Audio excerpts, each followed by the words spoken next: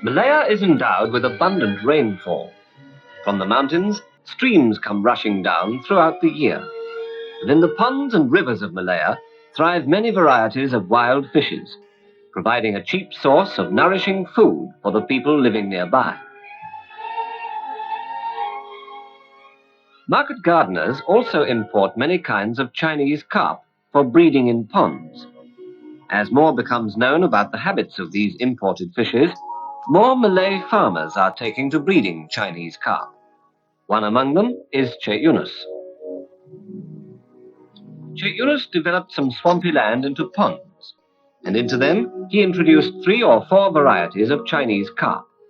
Now, every 3 months or so, he harvests a fine crop of fish.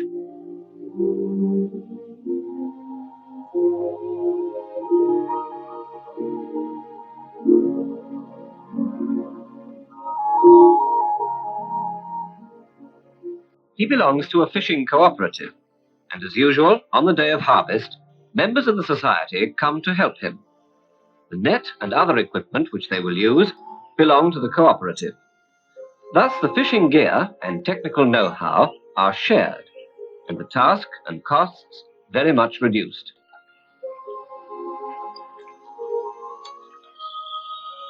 Water is let out of the pond till it gets down to the level where the drag net can be used.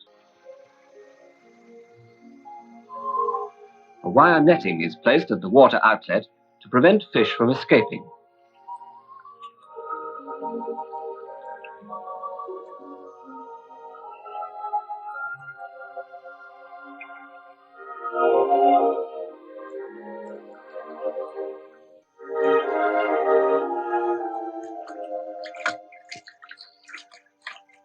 As the net is dragged along the bed of the pond, the men at both ends splash the water to keep the fish within the center of the net.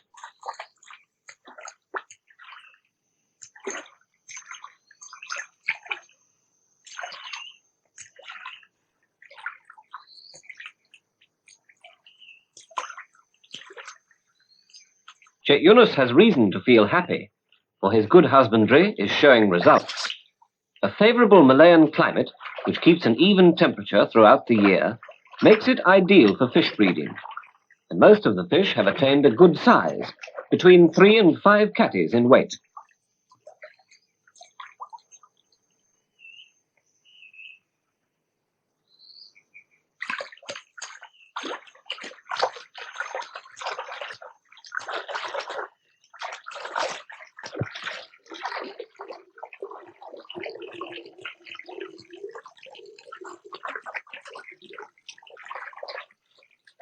Caught, cleaned, and weighed, the fish is sold in bulk to the cooperative society. This saves Yunus the trouble of having to market it, for he's a busy man and breeds fish only as a sideline.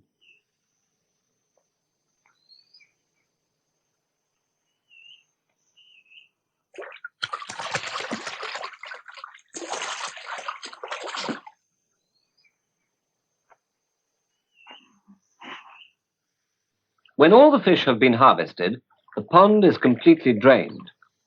It's now time to recondition the pond, for the next harvest depends upon how well this is done. Excess mud is removed from the pond bed. Old mud fouls the water, which is then harmful to fish and lethal to young carp. The bottom is cleared of all obstacles, so that the net will not be damaged during harvest. Tall grass and shrubs on the bank are cut down to prevent mosquitoes from breeding.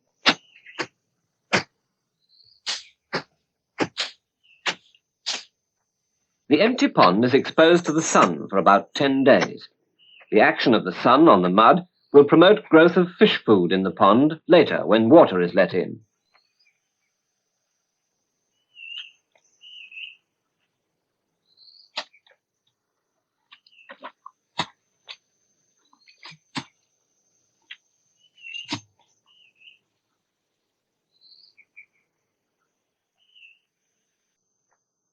It's now ready, and fresh water flows in.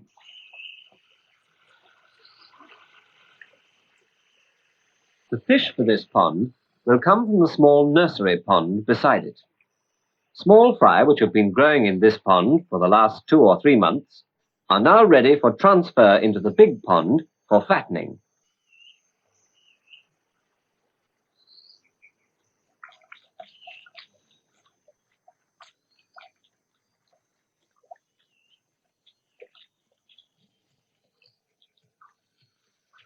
The small pond is emptied into the fattening pond, and the young fish now run out with the draining water.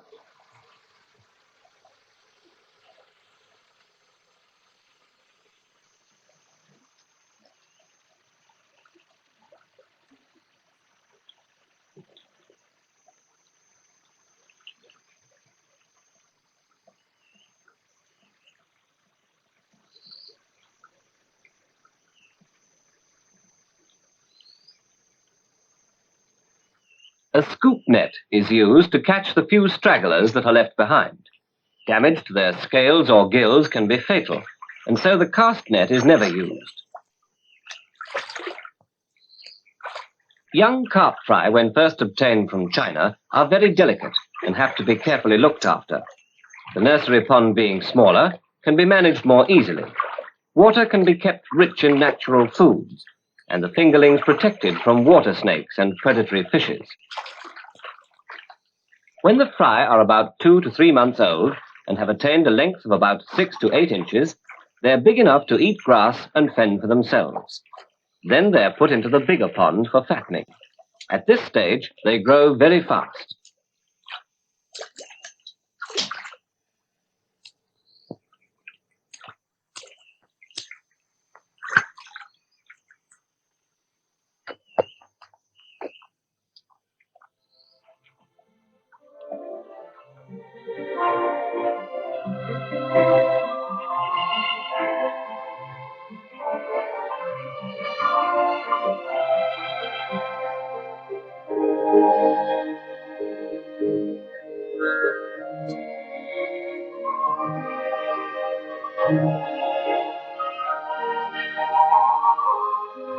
When all the young fish have been caught and transferred, work starts on reconditioning the small pond.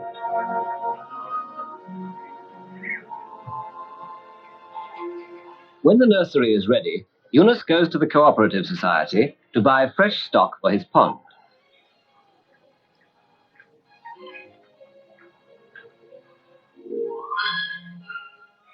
Except for the common carp, none of the bigger varieties of Chinese carp have been known to breed in Malaya.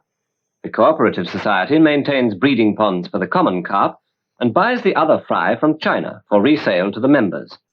Eunice stocks his ponds with fast-growing carp like the chowhu, the tuatao, and the peilin. They grow very fast and attain greater weights than the common carp. As he watches, the fingerlings are counted out in 5s. Twice 4 is 10, goes a Cantonese joke about fish breeders, but Eunice doesn't have to worry about the number of fingerlings, as the fish dealer is also a member of the cooperative and an expert at his job.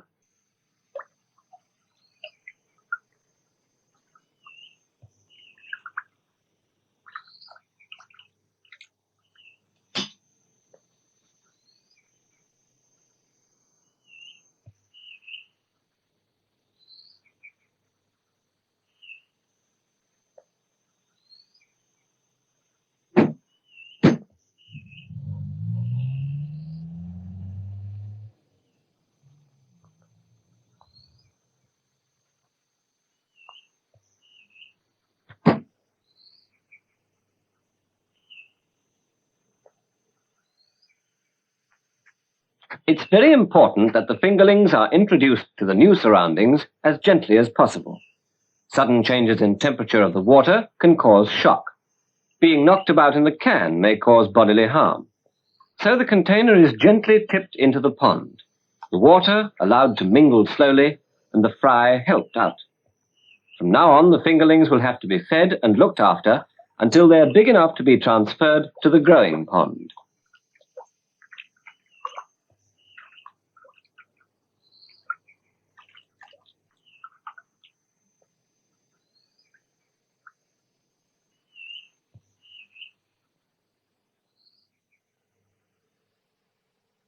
To breed fish successfully, the first requirement is a source of fresh water.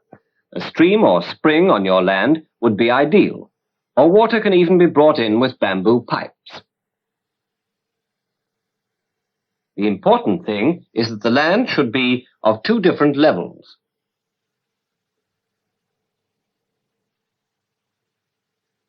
Or slightly sloping, so that you can drain out the ponds effectively.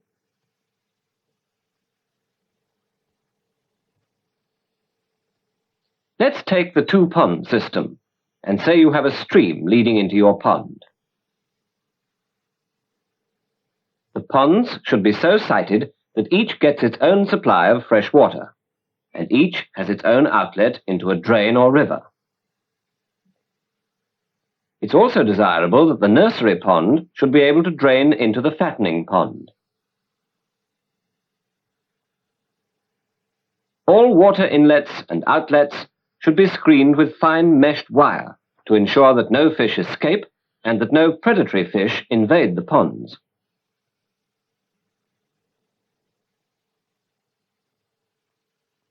To breed about 300 fish fry, the smaller or nursery pond should be 90 feet long and 40 feet wide, or approximately 1/12 of an acre. It must be able to hold between 2 and 3 feet of water. To grow or fatten the same number of fish, the bigger pond should be 120 feet long and 90 feet wide, or approximately 1/4 of an acre, and must be able to hold 4 feet of water. Existing ponds or old mining pools can also be prepared for fish breeding, provided they're not too deep and have a reasonably clean bottom. Many kinds of carp can be successfully bred for the market, but the most profitable types are the chowhu or grass carp. It lives entirely on grass and leaves and will attain a weight of 4 to 5 catties in 10 to 12 months.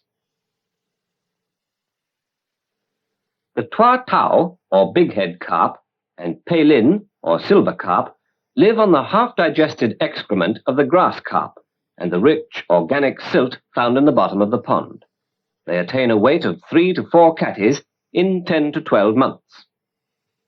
A good proportion for stocking your pond would be 50% of grass carp, 30% of bighead carp, and 20% of silver carp.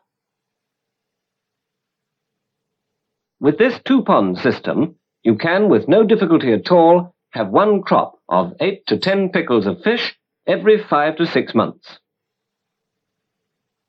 When you harvest the fish in the growing pond, the fry in the nursery are already 5 to 6 months old.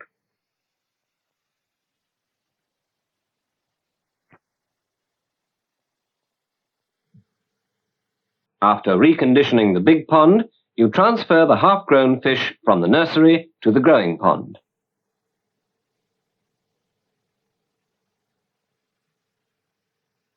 You then recondition the small pond and restock with fresh fry.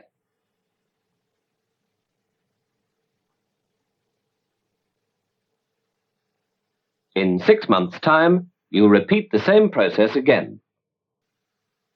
You harvest, recondition the big pond, transfer the half-grown fish, recondition the small pond, and restock the nursery. There's no difficulty in feeding the fingerlings. Kacang abok, the substance left over after the oil has been extracted from peanuts, makes an excellent feed. The growing fry thrive readily on this and the natural foods that are found in the pond. They are fed once a day, the right amount being easily reckoned by the amount of feed left floating on the surface of the pond.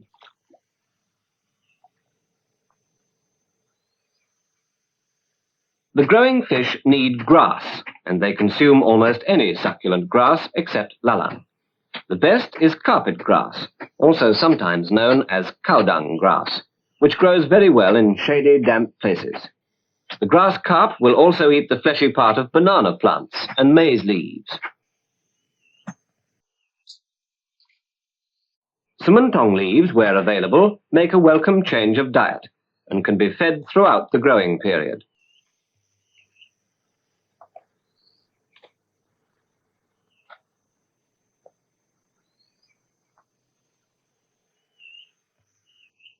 The fish very quickly learn to know their feeding place, and a square of bamboo poles is all that's required to keep the grass and leaves from being blown all over the pond.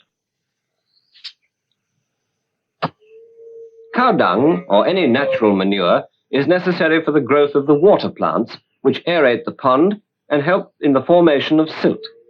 The common carp and the smaller of the Chinese carp thrive on this silt found in the bottom of the pond.